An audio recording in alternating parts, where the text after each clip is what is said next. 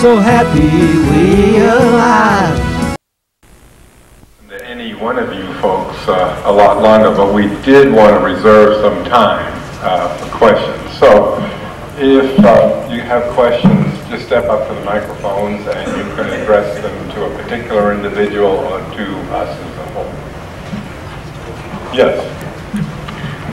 Good morning, Dr. Grinspoon. My name is Leslie Miller. I am also in medical need of marijuana. I suffered in an auto accident, a dozen skull fractures, 3 broken ribs, chipped off bone, and I continue to have muscle spasms. You have to speak, I think, a little slower. I'm sorry. I was in an auto trauma. I had a dozen skull fractures, 3 broken ribs, chipped pelvic bone, and I continue to this day to have severe muscle spasms in my lower back. That's irrelevant as far as my question is concerned. My question is, I read somewhere that studies are being conducted in Israel about what the effects of cannabinoids are on comatose patients. Are you aware of this study? Yes. Do you have any idea where it is in progress?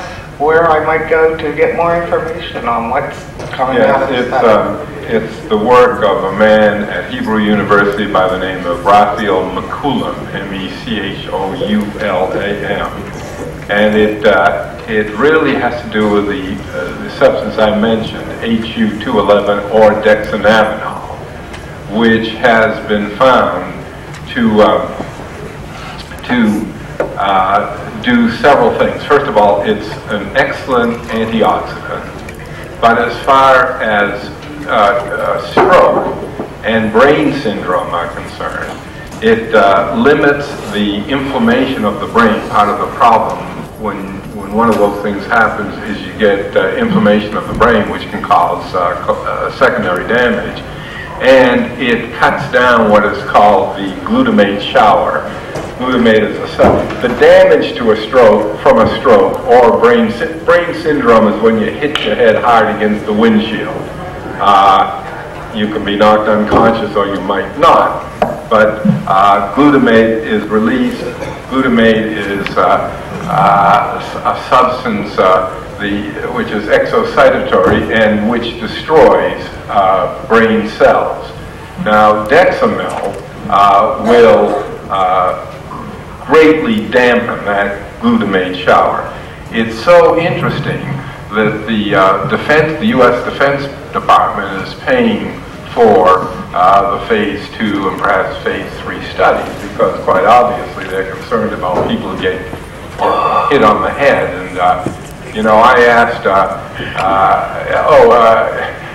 I should also point out that it was shortly after this paper was published. I can't give you the citation right now, but some people in San Diego demonstrated that both cannabinol and THC do pretty much the same thing. They're also great antioxidants. In Cologne last year, I asked Raphael, well, if you see 15 to 20% of people who suffer from stroke become unconscious.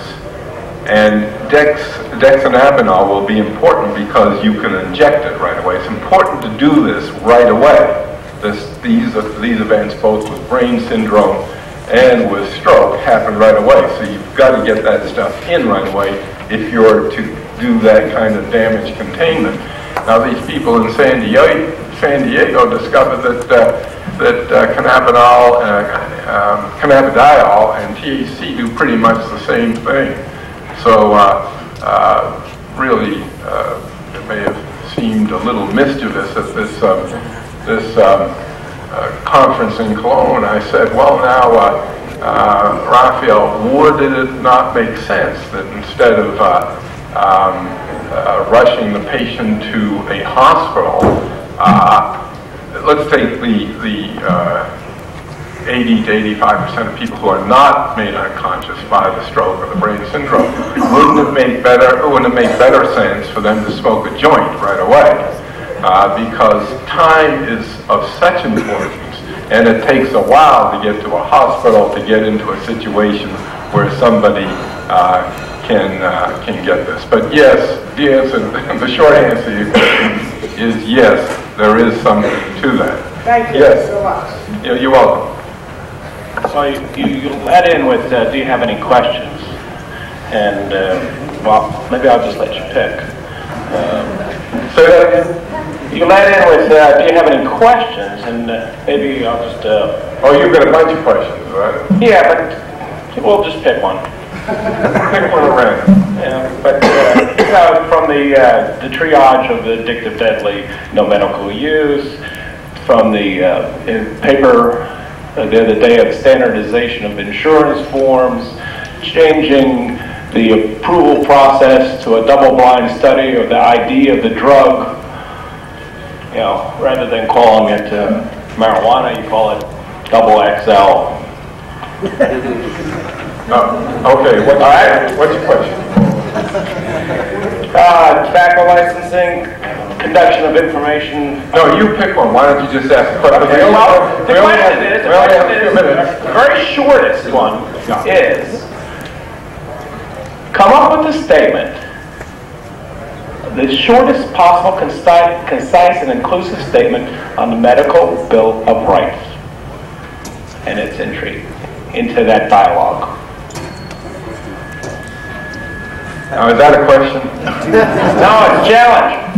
Challenge. Okay, we are not going to accept challenges here. We're going to deal with questions. Todd? But I'd like to respond to that and say, I think that what you're suggesting is that we ought to look for some allies. That we should look for some allies amongst those who are looking to naturopaths and who are looking to ancient herbal remedies and say, look, if they can outlaw our ancient herbal remedies, they can turn around and do the same for you so that some drug company can claim a patent on what the divine forces have created.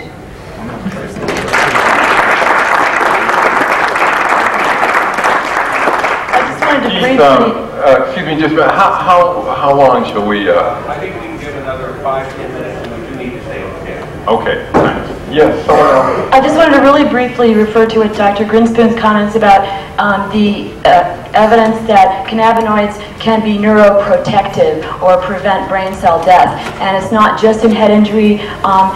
Depressive episodes also caused brain cell death and neurotoxicity. And so one way of the medical rights perspective is it's my brain. I should know more about it than most people. And if I know that this substance will protect my brain cells from being killed when I have depressive episodes, I think I should have the right to use that.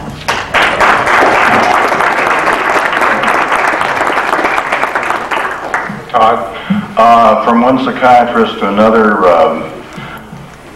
I've interviewed over 3,500 Californians who qualify under Health and Safety Code 11362.5, and I've found a significant number of people suffering from PTSD, ADD, as well as bipolar disorder. Now, the mechanism, the therapeutic mechanisms seem to be two of them. One is restoring sleep to improve attention, concentration, and ignoring distractions. And the second is overreactivity affectually. This seems to be a common thread with regard to PTSD and ADD, with regard to emotional overreactivity, which is modulated. And that's why I refer to cannabis as a mood modulator, as well as an immunomodulator. And if you could comment on that. Yeah, well, let me, first of all, introduce, I should have introduced, for those of you who don't know, Tod Mikuriya, who